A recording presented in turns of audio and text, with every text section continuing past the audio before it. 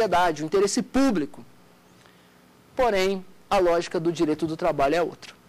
O direito do trabalho, enquanto manifestação, o direito do trabalho enquanto fruto do pós-revolução industrial, ou seja, o direito do trabalho nasce, eu diria que o direito do trabalho é a ressaca da revolução industrial. O direito do trabalho é um fenômeno que nasce após uma série de consequências a partir da instauração de uma nova ordem econômica e política que veio com as revoluções liberais burguesas. E o direito do trabalho vem fazer o quê? Vem tirar do âmbito do direito civil uma relação jurídica que tinha por objeto, vamos dizer assim, a troca de trabalho por remuneração, que era objeto de preocupação do direito civil. Ou seja, o que eu quero dizer com isso? O direito do trabalho vem para fazer o quê? Vem para tirar do direito civil, vem para tirar do âmbito do direito civil a relação jurídica em função da qual o trabalhador coloca à disposição de empresário força de trabalho em troca de remuneração. Para isso que vem o direito do trabalho enquanto um fenômeno, digamos, pós-moderno, pós-revolução industrial. E, fundamentalmente, o direito do trabalho estabelece dois grandes pressupostos, que é a presunção de desigualdade entre as partes e a limitação da autonomia da vontade do empregado, né? Ou seja, a vontade do empregado, a liberdade de contratação é estabelecida, rompendo aquela lógica tradicional do direito civil, e também vai ter como seus princípios fundamentais o princípio da proteção. O princípio da proteção do direito do trabalho envolve a ideia de compensar juridicamente desigualdades existentes no plano econômico. E terá o princípio da proteção três regras, três desdobramentos fundamentais, que correspondem à regra da indúbio pro operário, que é uma regra, no fundo, interpretativa. É preciso que se lembre que os princípios podem ter uma função informativa, envolvendo a definição da lógica, envolvendo um caráter axiológico daquele determinado ramo da ciência jurídica. Os princípios podem ter uma função integrativa, integração da norma, e uma função interpretativa. A regra do indúbio pro operário, quando houver dúvida, adota-se a interpretação favorável ao trabalhador. Esta regra corresponde à função interpretativa que tem o princípio da proteção.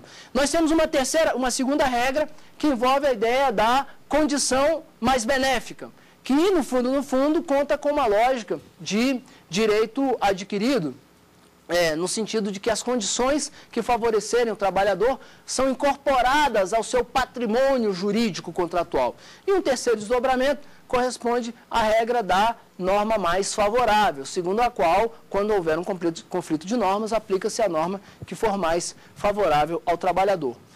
Mas o fato que nos interessa aqui neste momento é que, qual é a lógica do direito do trabalho? A lógica do direito do trabalho é uma lógica de proteção do trabalhador, no caso do empregado. E se nós compararmos a lógica do direito do trabalho com a lógica do direito administrativo, aí começam os nossos problemas. O que eu quero dizer com isso? Enquanto a lógica do direito administrativo é uma lógica de preservação e proteção daquele que contrata, ou seja, o Estado, a administração pública, a lógica do direito do trabalho é uma lógica de proteção daquele que é contratado.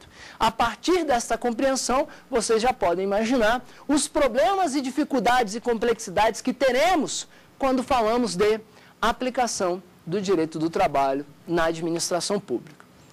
Então, fundamentalmente, teremos uma tensão, teremos dificuldades quando falamos em aplicação do direito do trabalho na administração pública. E aí, avançando no nosso raciocínio e já encaminhando para as nossas conclusões nesta conversa inicial, é preciso que você entenda o seguinte. Quando falamos em aplicação do direito do trabalho na administração pública, a jurisprudência do TST vem construindo uma tese, uma compreensão a respeito desses conflitos. No seguinte sentido, o que vem fazendo a jurisprudência do TST? A jurisprudência vem fazendo o seguinte. Primeiro, separa. O TST vem em vários, e nós vamos ver concretamente o que eu quero dizer com isso. O TST vem separando, de um lado, empregados da administração direta, autarquias e fundações. Do outro lado, empregados das empresas públicas e sociedades de economia mista. A partir dessa compreensão, para os empregados da administração direta, autarquias e fundações, A jurisprudência do TST vem fazendo prevalecer a lógica do direito administrativo. Para os empregados das empresas públicas e sociedades de economia mista, a jurisprudência, quando houver essa tensão, este conflito entre a lógica do direito administrativo e a lógica do direito do trabalho, a jurisprudência do TST vem fazendo prevalecer quanto a esses empregados das empresas públicas e sociedades de economia mista, a lógica do direito do trabalho. Existem situações, existem construções jurisprudenciais que têm um caráter universal em relação a todos os empregados de todas as esferas da organização administrativa do Estado. E eu destacaria isso em relação ao caso da aplicação das restrições da legislação eleitoral, que corresponde à orientação jurisprudencial 51 do TST, o caso do respeito ao teto constitucional, previsto lá no artigo 37, inciso 11 da Constituição, e essa tese foi estabelecida por meio da orientação jurisprudencial 339 da SBDI 1 do TST, e também o caso a tese envolvendo a necessidade da realização do concurso público, que será tema da nossa próxima aula, diga-se de passagem, que foi consolidada por meio da súmula 363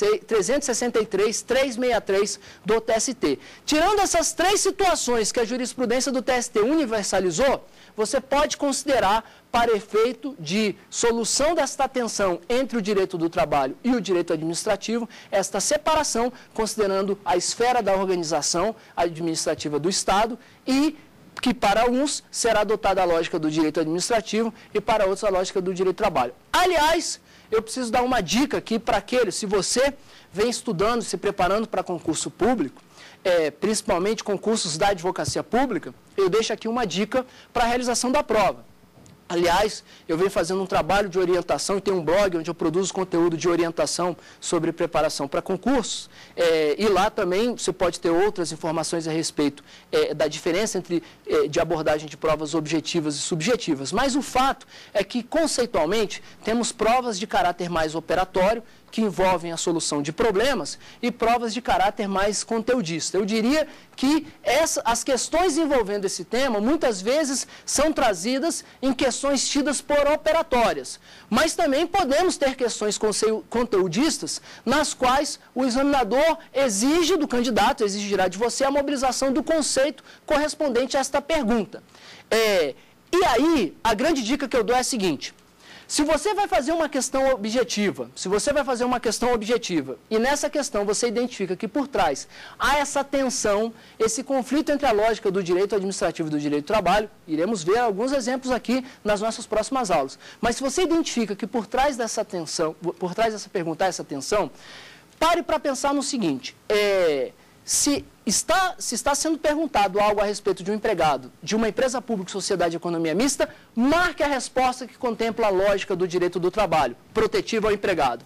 Se naquela pergunta tem por trás um empregado da administração direta, autarquia ou fundação, marque a resposta que contempla, que preserva a lógica do direito administrativo, preservando o Estado, o contratante, em detrimento da lógica do direito do trabalho. Se você vai responder uma questão dissertativa, pode começar a resposta pontuando já no primeiro parágrafo que, quando falamos em regime de emprego público, temos um conflito entre a lógica do direito do trabalho e a lógica do direito administrativo, e a jurisprudência do TST vem solucionando esse conflito, separando os empregados públicos conforme a esfera da administração, fazendo prevalecer a lógica do direito do trabalho para os empregados das empresas públicas, sociedade de economia mista, e a lógica do direito administrativo para as autarquias, para a administração direta, autarquias e fundações. Muito bem, resumindo o objeto desta nossa primeira aula, envolvendo a introdução ao regime de emprego público, a introdução à aplicação do direito do trabalho na administração pública, é preciso que você compreenda que, primeiro, dentro do conceito de organização administrativa do Estado, temos o conceito de administração direta, que envolve o estabelecimento de órgãos a partir da atividade de desconcentração, e o conceito de administração indireta, envolvendo a descentralização com a criação de pessoas que podem ser autarquias, fundações, empresas públicas e sociedades de economia mista. Por outro lado, nós temos o conceito de servidores públicos, que corresponde ao conceito de relação de trabalho. Servidores públicos estabelecem com o Estado vínculos de natureza profissional que tem por objeto o trabalho, portanto, se enquadrando no conceito de relação de trabalho. E temos a possibilidade de haver 3 modalidades de servidores públicos. São servidores estatutários, ocupantes de cargo público, com a relação de natureza institucional estatutária, empregados públicos, envolvendo o regime de emprego público sobre o qual incide o direito do trabalho e tem uma relação de empregatícia, e os servidores temporários, que têm uma relação atípica, contratual, administrativa, que não se confunde com a relação de emprego, e assim são previstos no artigo 37, inciso 9 da Constituição. Também é importante que você compreenda que quando falamos de aplicação do direito do trabalho na administração pública, teremos uma tensão entre a lógica do direito do trabalho e a lógica do direito administrativo. Porque a lógica do direito do trabalho é protetiva ao contratado, ao trabalhador, ao contratado do Estado. A lógica do direito administrativo é uma lógica protetiva do Estado, da administração pública. Quando estivermos diante dessa tensão entre a lógica do direito do trabalho e a lógica do direito administrativo, a jurisprudência do TST vem procurando solucionar esse impasse da seguinte forma. De um lado, empregados da administração direta, autarquias e fundações. Do outro lado, empregados das empresas públicas e sociedades de economia mista. Para os empregados da administração direta, autarquias e fundações, a jurisprudência do TST vem fazendo prevalecer a lógica do direito administrativo. Para os empregados das empresas públicas e sociedades de economia mista, vem fazendo prevalecer a lógica do direito do trabalho, naturalmente que de caráter protetivo ao empregado. Na nossa próxima aula, nós entraremos na compreensão do contrato de trabalho na administração pública, o seu estabelecimento e o seu desenvolvimento, com todos os institutos e complexidades inerentes à aplicação do direito do trabalho na administração. Se você tiver alguma dúvida, pode mandar um e-mail aqui para o saberdireito@stf.jus.br, saberdireito@stf.jus.br. Esteja conosco na nossa próxima aula, na qual iremos ver a aplicação concreta de vários dos conceitos que vimos aqui introdutoriamente. Obrigado pela sua atenção.